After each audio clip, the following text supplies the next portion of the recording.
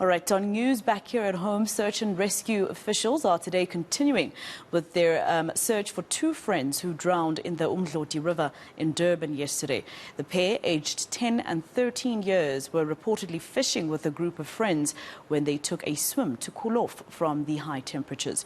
Reaction Unit South Africa says the two experienced difficulties and disappeared underwater.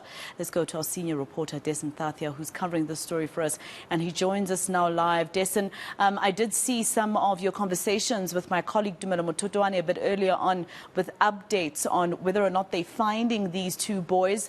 What's the update now at this hour? It's a very somber moment now because just a short while ago, one of those boys was found. It's now confirmed that he has passed away. He did drown in the river behind me. And as we're talking now, just behind me, the second child is being brought out and laid here on the beach sand. Now, not far from all of this are the families that have been waiting since yesterday, in fact, to get some kind of closure. The last they had heard was that the boys had come here to spend some time, to spend the afternoon, and it was just after that that they received information that in fact two of them had gone under while they were fishing here at the Umdloti River. So now during this process, just as the search efforts wrap up, we can hear the family. They're singing hymns, they're sitting, both the families in fact, from both the boys, Antile Ngema and Spongokuhle Msani, both those grade 5 and grade 6 learners. Their families are here and they've been watching this process unfold. And it's just now that these search operations are wrapping up. I'm going to bring in Kyle Mayer from IPS's Search and Rescue. Kyle, you were part of the team that was working here since yesterday. Just take me through some of the challenges, perhaps, when this search operation started. So yesterday afternoon, got the call quite late.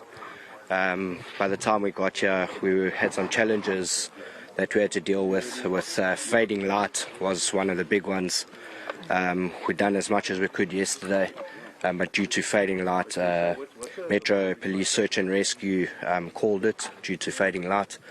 So we came back this morning early to carry on with the searching. When we arrived this morning, if you have a look at the silt, it's all over this morning.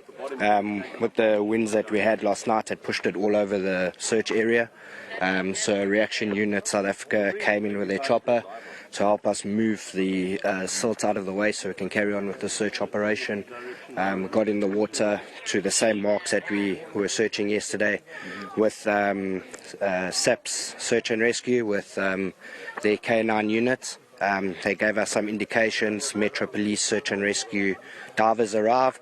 Went in on SAP's K9's spot where he had picked up scents, and yeah, it's a great outcome that we've managed to bring closure to the family. Both boys have been recovered, so now it's over to Metro and SAP's to obviously go and ask the family to identify and make sure that we've got the correct boys. I just want to get a sense of when you were in the water yesterday, there was that initial indication. How far down had the boys gone to, after they got into distress? Or at which point were their bodies when you saw that they could be in the water? So at that point, you're looking at about a depth of about between 4 to 6 meters. Not recommended to free dive. That's obviously why we've got Metro Search and Rescue divers out here. They were at about 5 to 6 meters. Okay, no, I appreciate your time. Thank you so much for that, Kyle Mayer. Maseko, I have lost my connection to you, but I can tell you that just as we talk now, this is going to be an extremely difficult time for the family. On the one hand, they do have that closure because they now know for sure what's happened to their children. But on the other hand, this will be a community in mourning. There is even the school principal that's behind me here from Waterloo Primary School. That's where these children come from. They were in grade 5 and grade 6. Everyone that we've been talking to, the families, as well as the principal, telling us that they were bubbly children. They remember their last interactions with them. I spoke to the sister of Sibonga earlier, and she says that even yesterday she remembers that she normally, as siblings, they normally argue, but just yesterday she remembers what a nice conversation they had, and that was her last interaction with him. I'll leave it there for now, Maseko. All right, senior reporter Dasen Thathiah live for us there in Umdloti.